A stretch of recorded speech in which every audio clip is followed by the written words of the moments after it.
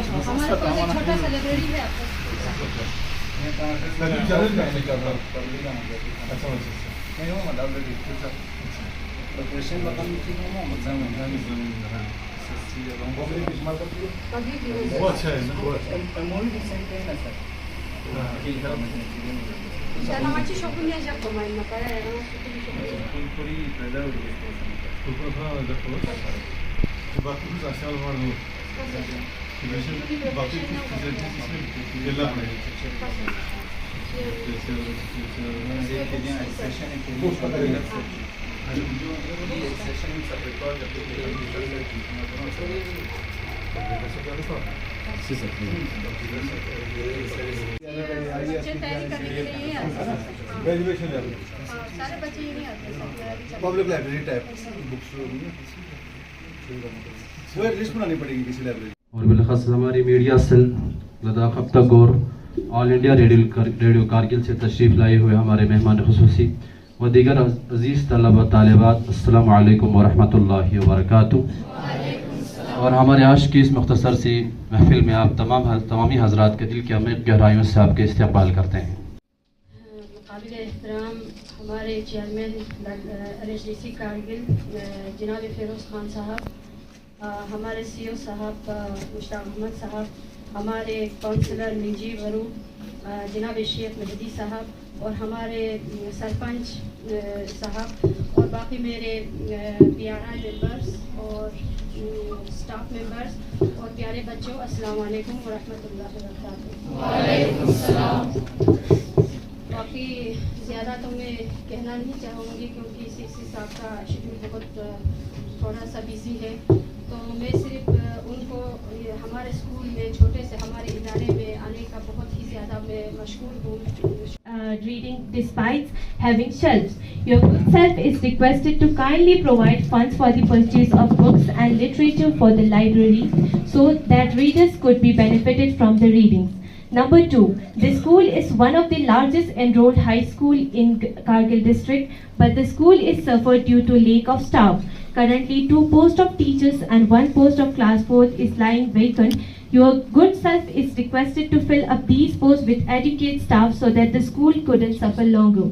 Number 3, the school has a huge potential of excelling in sports and arts, but the school lacks sports equipment and musical instruments in development of these activities.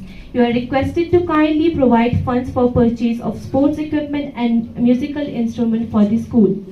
Number 4, the location of school main gate at the national highway always has the risk of untoward incident for the children. The gate needs to be relocated at a safer place once for all time. Number 5, the school needs proper drinking water facility from a permanent source. The existing facility is insufficient, which results in acute shortage of water during the peak time. Consequently, the children hugely suffer due to non-availability of drinking water. You are requested to kindly direct the concerned department to ensure uninterrupted water supply to the school in this regard. Number 6, the school needs a transport facility to cater students from Gongkha, Chutuk and Sejasang areas which are far from here. In this regard, you are requested to kindly provide a bus facility for a school. हमारे बीच में तशरीफ लाए हैं हमारे school के मसाइल और मुश्किलात को सुनने के लिए। तो सबसे पहले तो मैं और हम सब डिस्ट्रिक्ट के लोग जो है, ये खुशकिस्मती की बात है कि हमारा लद्दाख ऑटोनोमस हिल डेवलपमेंट काउंसिल में एजुकेशन का जो पोर्टफोलियो जो है, डिपार्टमेंट जो है वो मोहतरम सीसी साहब की जिम्मेदारी में है। तो ये चीज़ हमें सबसे मुबारकबादी की बात है, क्योंकि जहाँ तक मैं बिल्कुल किसी भी मतलब झिझक के बगैर, कोई भी हेजिटेशन के बगैर ये कह सकता हूँ कि हमारे डिस्ट्रिक्ट में पिछले 2018 से लेकर जब तक ये काउंसिल बनी है 4th LHDC, इसके बाद जो है हमारे एजुकेशन लाइन में एक इनकलाब सा आया, एक रिवॉल्यूशन आया। चाहे हमारा मटाइन से लेकर राइट हमारे जांस्कर के एंड तक और वहाँ से हेनास्कुट तक जो है कोई भी गवर्नमेंट स्कूल जो है अभी डिफंग जैसा दिखाई नहीं दे रहा है। इन्होंने एक ज़ाती तौर पर दिलचस्पी लेकर और डिपार्टमेंट को भी अपना सुपरवाइजन में टाइम टू टाइम रख कर इन्होंने हर एक गवर्नमेंट स्कूल में एक इनकलाब लाया कि कैसे ये हमारा ह्यूमन रिसोर्स को बढ़ाया जाए, क्योंकि ये वाकई है भी है। अगर एक कौम में ह्यूमन रिसोर्स अगर पैदा हो जाए तो वो कौम आगे न जाने का बिल्कुल सवाल ही नहीं है। क्योंकि हमें ईरान का एक मिसाल है, अभी ईरान के कौम जो है वो सबसे बेदार दुनिया में अभी उभर कर आया, चाहे साइंस और टेक्नोलॉजी के मैदान में हो, चाहे दूसरे बहुत सारे मैदानों में हो। तो वो किस वजह से आया? वो इस वजह से आया कि इसमें उस कंट्री में जो है वो ह्यूमन रिसोर्स जो है ज़्यादा यानी पैदा हो गया। तो इसी वजह से वो कौम जो है आगे उभर कर आया, दुनिया का एक मिसाली कौम जो है बनकर हमारे सामने है आज। तो इसी तरह हमें भी है, हम भी अपने आप को छोटा नहीं समझना है, हम कुछ भी कर सकते हैं। सर ने पहले बरू में हमारे प्यारे बच्चों को बरू हाई स्कूल में फरमाया कि आप लोग अपना विजन जो है वो बिल्कुल आगे रखें कि हम कुछ करके दिखाना है। तो वो चीज़ बिल्कुल सही है कि बच्चों को हमें सब मिलकर, बच्चे ही नहीं, बच्चे जो है विजन अपना रखना है कि हमें आगे बढ़ना है, इस कौम के लिए काम करना है। इसी तरह हम चाहे असातिज़ा फ्रेटर्निटी के लोग हो, चाहे हमारे PRI मेंबर्स हो, गाँव के जिम्मेदार अशखास हो, चाहे हमारे बच्चियाँ हो, सबको मिलकर अगर हम आगे जाने की कोशिश करेंगे, एक ह्यूमन रिसोर्स जो है आने वाले वक्त में पैदा करने की कोशिश करेंगे। बहुत सी जगहों पर किया, हमारा बॉयज हॉस्टल छनी रमा में हमने पूरा डिजिटल लाइब्रेरी वहाँ पे दिया है। उसी तरह आहिस्ता आहिस्ता उसकी तरफ भी हमें फ्यूचर प्लान की मैं बात कर रहा हूँ, वो भी आप लोगों को जहन में रखना पड़ेगा। ये होगी आपके लाइब्रेरी के इशू को लेके। बाकी उसके बाद बाकी तो आपका CEO साहब ने कुछ चीज़ें बता दी। आपका अभी यहाँ पे आपके जो मेमोरेंडम पढ़ रही थी हमारे एक स्टूडेंट, उन्होंने कहा कि हमारे पास स्पोर्ट्स की जो है, स्पोर्ट्स के लिए सामान की कमी है। मुझे नहीं लगता है स्पोर्ट्स की कोई कमी होना चाहिए, क्योंकि जहाँ पर भी मैं सुनता हूँ या यूथ के जो हमारे ऑफिसर्स हैं उनको मैं जब लाता हूँ तो वो लोग तो हमेशा बोलते हैं कि हमने इतना सामान दिया है, तो उसमें मैं पर्सनली चेक करूँगा कि हमारे मिंजी के हाई स्कूल को अभी तक क्या मिला है उनसे।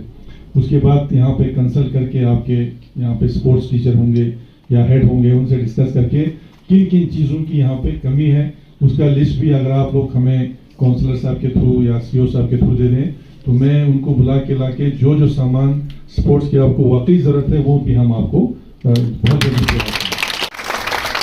उसके अलावा जो है वहाँ पे आपका एक जब लाइब्रेरी बनता है तो उसमें बहुत सारे इंफॉर्मेशंस वगैरह जो है हमें रखना पड़ता है। उसके लिए एक कंप्यूटर और एक प्रिंटर का होना बहुत ही आवश्यक है, लाइब्रेरी में बहुत ही ज़रूरी है। तो वो तो मैं आपको अपनी तरफ से प्रोवाइड करूँगा,